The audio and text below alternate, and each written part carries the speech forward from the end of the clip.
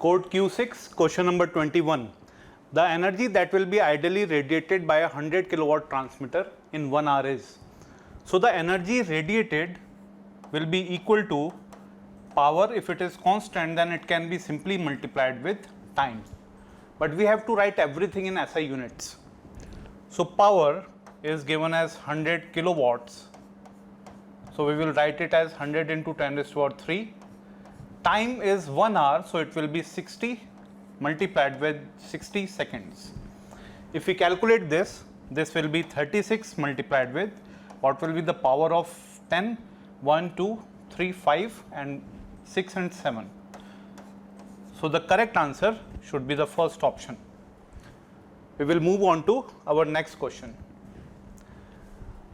Question number 22. A body of mass 60 grams experiences a gravitational force of 3 Newton. When placed at a particular point, the magnitude of gravitational field intensity at that point is. Now gravitational field intensity is simply force per unit mass. So we can write intensity as force, gravitational force divided by mass of the object. So the force is given as 3 Newton and the mass is simply 60 grams.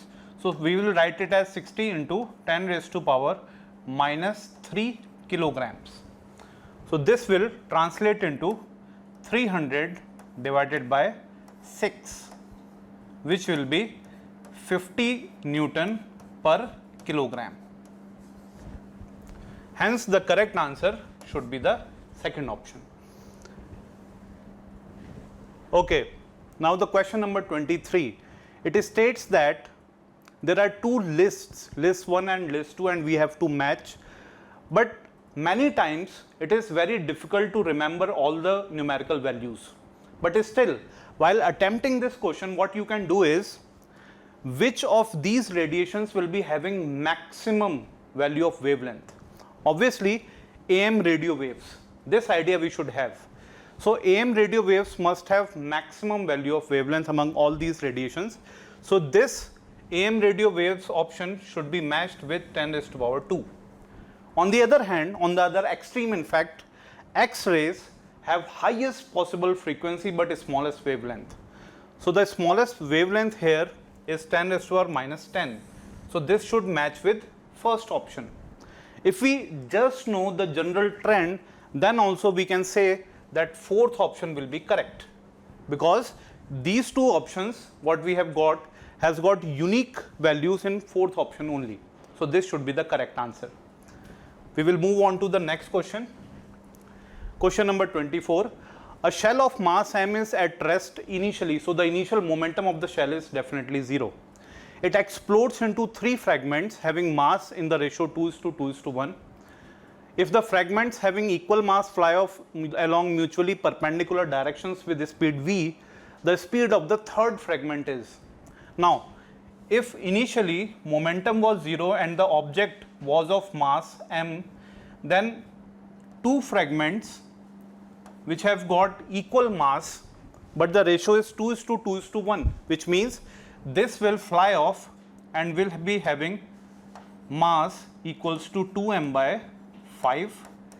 The other will also have mass 2m by 5, while the third one will only have mass m by 5. That's why the ratio will be 2:2:1. Now, this will fly off with velocity v, and this is also flying off with velocity v. What will be the resultant of their momentum? Its momentum is 2mv by 5, 2mv by 5, but it is perpendicular to each other. So by following parallelogram law of vector addition, the resultant will be in this particular direction, and the result will be 2√2 mv divided by 5. Now, since initial momentum was 0, final momentum should also be 0, which means the third mass having mass m by 5 should have equal but opposite momentum to these two particles, which directly means that if this mass have got velocity v dash, then m v dash divided by 5 should be equal to 2√2 mv divided by 5. if we cancel out m by 5, then we will definitely get v dash as 2 root 2 v, which should be the correct answer to this problem, which means third option must be the correct answer. Moving on to the next question. A biconvex lens has radii of curvature 20 centimeter each. If the refractive index of the material of the lens is 1.5, the power of the lens is. We should use lens maker's formula here. So the lens maker's formula is 1 by f equals to mu minus 1, or biconvex lens, for biconvex lens we can say that it is 2 by r. If we put values here, then focal length is 20 centimeter, which is equals to 1.5 minus 1, 2 divided by radius of curvature, and radius of curvature is given as 20 centimeter. The focal length is not given here, focal length is simply f. So the value of focal length here is going to be 1 by f equals to 1.5 minus 1 will be half, so this is 1 by 20 in centimeters. Now while calculating power in diopters, we should always write everything in SI units, which means we have to multiply this with 100. So 1 by f is definitely power in SI units. So if we multiply this with 100, then only we can get in diopters, which means the answer will be plus 5 diopters.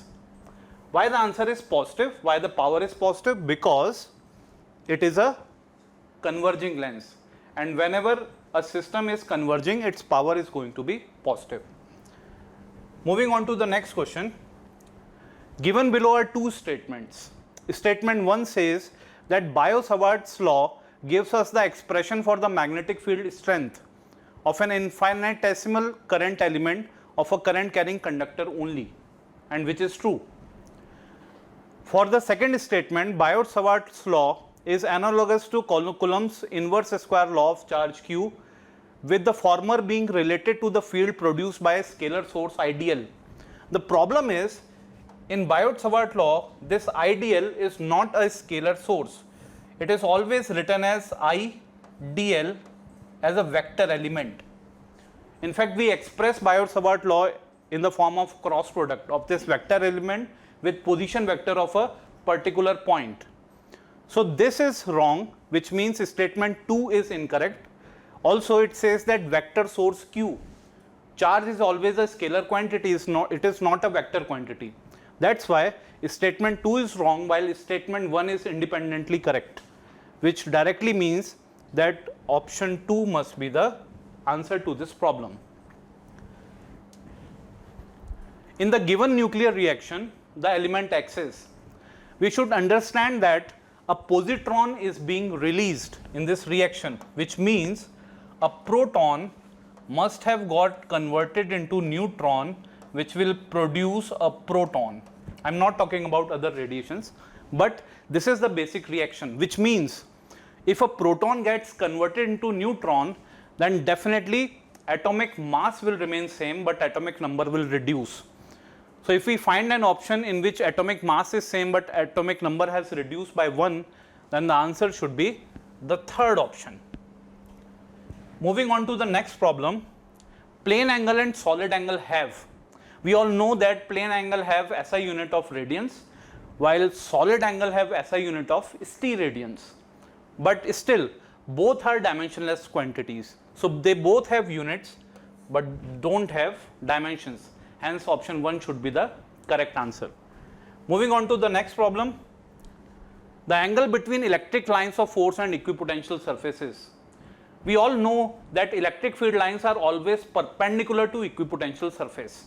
And the reason behind that is, if we consider a surface which is equipotential, and if I consider electric field which is not perpendicular to this surface, then a component of electric field will be there which is along the surface.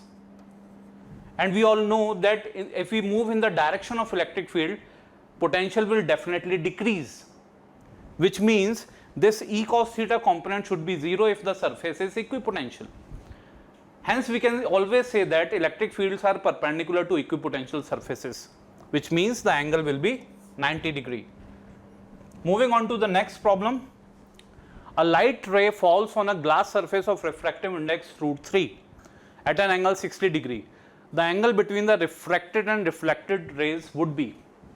The moment they talk about reflected and refracted rays, you must have thought about Brewster's angle, which is simply mu equals to I equals to tan inverse of mu. Now, this is perfectly fitting into these relations, which means the angle is 60 degree, which is simply equals to tan inverse √3. It means the reflected and refracted rays are definitely perpendicular to each other, so the angle is going to be 90 degree. If you remember Brewster's angle, then this problem is very direct.